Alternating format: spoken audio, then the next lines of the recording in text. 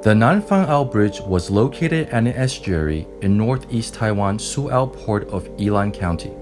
It was a special steel-tied bridge with a bifurcated single-arch design. After 22 years of service, Nanfangao Bridge broke and collapsed. At 9:30 a.m. on October 1, 2019, a tank truck owned by CPC Corporation was passing over the bridge and fell together with the deck and caught fire when the bridge suddenly collapsed.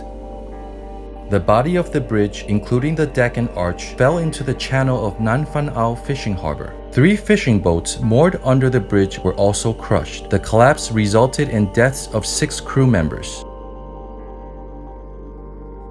In the aftermath of the accident, Taiwan Transportation Safety Board organized a special investigation team. The team carefully collected evidence on site and conducted a comprehensive study using advanced technologies and professional techniques to find the causes behind the collapse of the bridge. The Nanfangao Bridge was a special bridge with a bifurcated single-arch design, including a main arch, cables, upper and lower anchor systems, the bridge deck, girder, and other structures. The bridge deck is suspended to the main arch by 13 cables. Each bridge cable system is composed of upper and lower anchor systems, and the steel strands covered by HDPE tube. Each steel strand has a core and 6 wires coiled around it. These steel strands penetrate through the anchor head holes where it is fixed by locking wedges and other components to form the anchorage system. An additional ring nut and screw thread adjusting tube are installed on the lower anchorage. These steel strands will transfer tensile force through the wedges to the anchorage head. As per the regulations of Post-Tensioning Institute, the anchorage head, steel strands, and wedges should not fail under normal loading conditions. The main task of the investigation team was to find out the failure mechanism involved. To sum up the on-site investigation, the failures of the cable systems mostly occurred at the steel strands near the bridge deck and the upper anchor heads inside the main arch. Even though the steel strands of the stay cable system of the bridge were coated with zinc, many broken steel strands were found with corrosion. Material test results reveal that the galvanized coating had suffered severe corrosion. It is likely the corrosion factor on specific regions caused the severe corrosion of steel strands. As for the anchorage systems, many places in the lower anchorage systems and nearby structures under the bridge deck had evident corrosion, while the upper anchorages were not as heavily affected. To estimate the material properties and residual strength of the steel strands, a series of material tests and strength analysis were carried out by the investigation team. Out of the 15 steel strands tested, tensile tests reveal that 12 of them without corrosion had strengths which met the design requirement, while 3 corroded steel strands slightly failed to meet the acceptance criteria. A comparison between the lower and upper end of the same steel strands revealed that corrosion was more severe at the lower ends closer to the bridge deck, and some of which even became rusty and started to spall off layer by layer. Further analysis of the experimental results and site observations confirmed that before the collapse, several steel strands on the bridge end had been corroded and broken.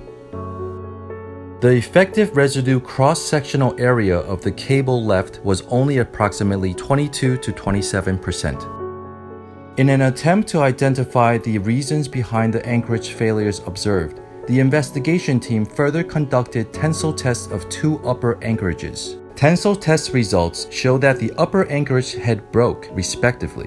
Their residual strength did not meet the test regulations of the PTI.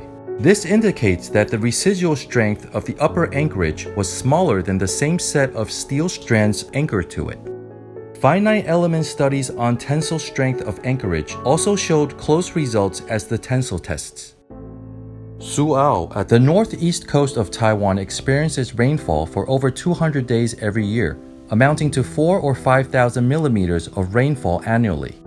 After the bridge had been constantly subjected to severe salt damage and high humidity over the past 22 years, the epoxy waterproof seam seals on the metal boxes of the divisional island and on the HDPE tube became hard and had cracked. The anchors and the steel strands on the bridge end were situated in an environment with accumulated salty water, causing severe corrosion to the steel strands and greatly reduced its strength.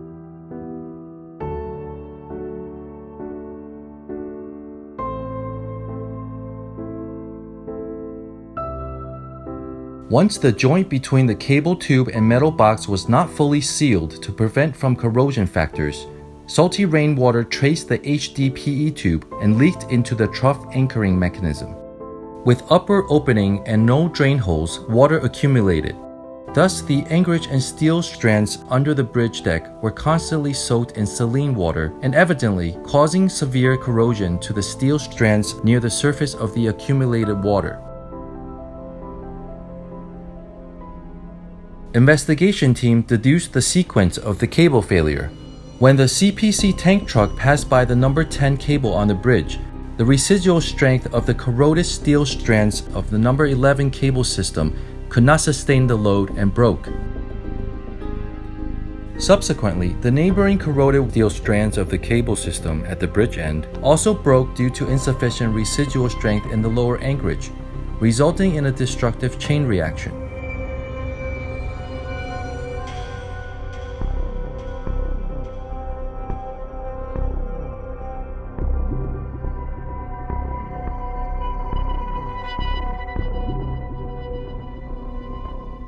Based on aforementioned analysis of tensile force variations in the cable system, the sequence of failures of the main bridge was simulated. The failure analysis simulated by the investigation team was in accordance with the on-site video footage.